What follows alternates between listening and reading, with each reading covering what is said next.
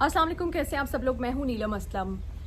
नूर Muqaddam case इस वक्त पूरे पाकिस्तान के लिए और दुनिया भर में जहां जहां पाकिस्तानी हैं उनके लिए बहुत इंपॉर्टेंट हो चुका है। बल्कि मैं ये कहूँगी कि जिहाद का दर्जा जो है वो ले चुका है, क्योंकि ये वो मौका है पूरी पाकिस्तानी कौम के पास कि अमीर और गरीब के लिए कानून एक कर दे, ताकि अमीर को भी उतना ही डर लगे कानून का जितना गरीब को लगता है।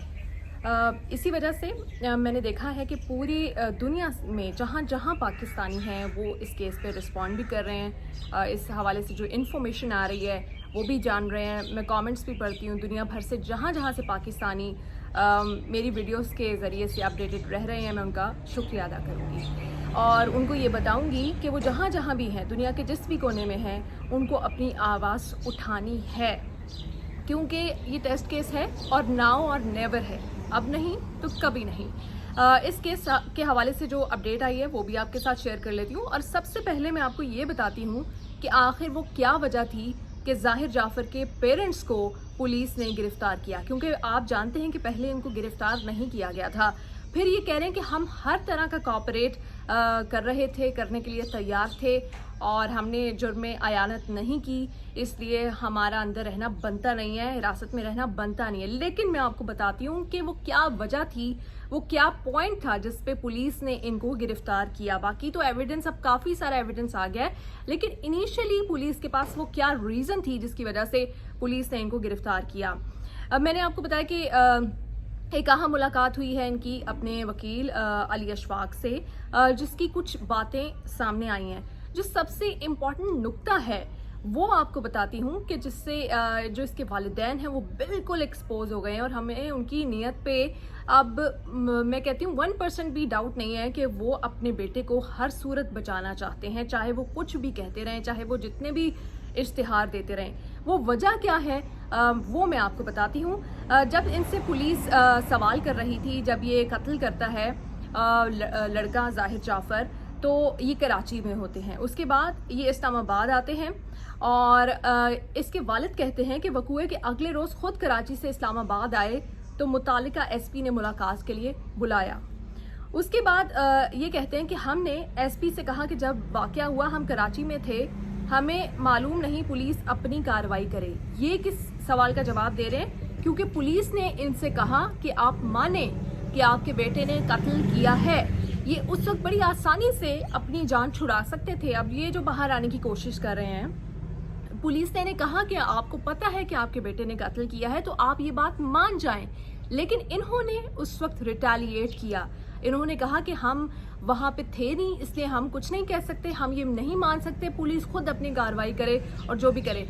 अगर ये चाहते, बड़ा आसान था, क्योंकि वो कॉल डाटा भी सामने आ गया और ख़ुद बेटा बता रहा है कि मैंने बाप को बता दिया था, माँ को भी बता दिया था, तो फिर इन्होंने क्यों इनकार किया? अगर ये उस वक्त कॉपरेट करते, अगर ये वाकई नूर मुकद्दम के साथ थे, अगर ये वाकई अपने बेटे को मुजरिम तस्वुर करते थे, उस वक्त पुलिस के सामने इकरार कर लेते, पुलिस की इन्वेस्टिगेशंस में कॉपरेट कर लेते, कभी पुलिस इनको गिरफ्तार ना करती, कभी ये अडियाला जेल में ना बैठे होते। अब ये जो पर तोड़ रहे हैं बाहर आने के लिए, ये वो चीज़ है जिसके बाद साबित हुआ कि ये कॉपरेट नहीं कर रहे। सब कुछ इन्होंने पुलिस पे डाल दिया, हालांकि सब कुछ इनके नॉलेज में था। फिर पुलिस ने इनको गिरफ्तार किया कि अगर घी जो है वो इस तरह नहीं निकल रहा तो फिर उंगली जो है वो उल्टी करनी पड़ेगी। फिर ये हिरासत में जाएंगे, गिरफ्तार होंगे, फिर इनका कॉल डाटा बाहर आएगा, एक्सपोज होंगे, उम्र कैद जो है वो काटेंगे अपने बेटे के साथ। फिर पुलिस ने इनको गिरफ्तार किया है, वरना ये बड़ी आसानी से अपने आप को इस केस से अलग कर सकते थे, क्योंकि ये जानते थे कि इनके बेटे ने कत्ल किया। लेकिन इन्होंने साफ मना कर दिया पुलिस को कि हम कराची में थे, हमें नहीं पता, पुलिस खुद कार्रवाई करे। पुलिस ने इनको एक आसान मौका दिया था, सोल्यूशन दिया था कि आप मान लें कि आपके बेटे ने कत्ल किया है, आप कॉपरेट कर रहे हैं, लेकिन इन्होंने कॉपरेट नहीं किया। इसके अलावा मैं आपको बता दूं कि उन्होंने उस वक्त भी मासूम बनने की कोशिश की। इन्होंने कहा पुलिस से कि इस वाक़े के दूसरे बड़े मुतासिर हम खुद हैं। मतलब ये उस वक्त मासूम बन गए कि हम सबसे ज़्यादा मुतासिर हुए, हम बड़े इज़्ज़तदार लोग हैं, हमें नहीं पता ये सब कुछ कैसे हुआ। तो फिर उसके बाद पुलिस ने इनको गिरफ्तार किया। अब हमसा नामी लड़के की ایک بات ہو رہی تھی اور کچھ لوگوں کی جانب سے بڑی مسلیڈنگ انفارمیشن آپ لوگوں کے ساتھ شیئر بھی کی جا رہی ہے. حمزہ جو ہے اس کو ملوث کرنے کی کوشش کی جا رہی تھی کہ پتہ نہیں وہ کوئی قاتل ہے اور ظاہر جعفر نہیں ہے, کوئی تیسرا بندہ باہر سے آیا اور کوئی چوتھی انوالومنٹ ہوئی ہے. ایسا کچھ نہیں ہے. حمزہ جو ہے وہ ان کا ہمسایہ ہے, اور جب گولی چلنے کی آواز آئی ہے تو حمزہ نے سب سے پہلے ذاکر جعفر کو کال کر کے کہا ہے کہ آپ کے گھر سے گولی چلنے کی آواز آئی ہے. اس کے بعد بھی یہ جو ذاکر جعفر ہیں یہ اتنے چالاک ہیں, یہ حمزہ کو کہتے ہیں کہ آپ پولیس کو فون کر دو.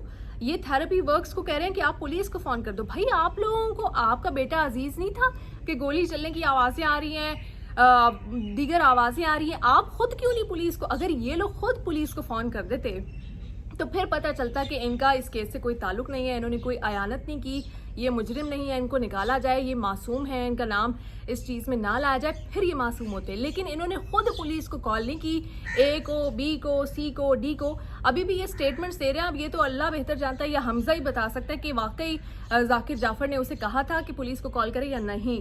اچھا خیر, یہ اس کیس کی تفصیلات ہیں. دوسرا ایک اسلام آباد کا ایک اور بڑا کیس چل رہا ہے, عثمان مرزا کیس. عثمان مرزا کیس بھی ہمارے لیے بڑا امپورٹنٹ ہے. اس میں بھی طاقت کا استعمال جو ہے وہ ایک نشے کی طرح کیا گیا. اس میں بھی روندا گیا ہے کمزور کو, غریب کو, لاچار کو. اس کیس میں کیا ہو رہا ہے جی, اس کیس میں اب کچھ باتیں نکل کے سامنے آئی ہیں کہ عثمان مرزا کو تو قیامت تک پولیس نہیں پکڑ سکتی تھی, کیونکہ وہ لڑکا اور لڑکی وہ تو پیسے دے رہے تھے, وہ تو اتنا ڈرے ہوئے تھے, خوف زدہ تھے.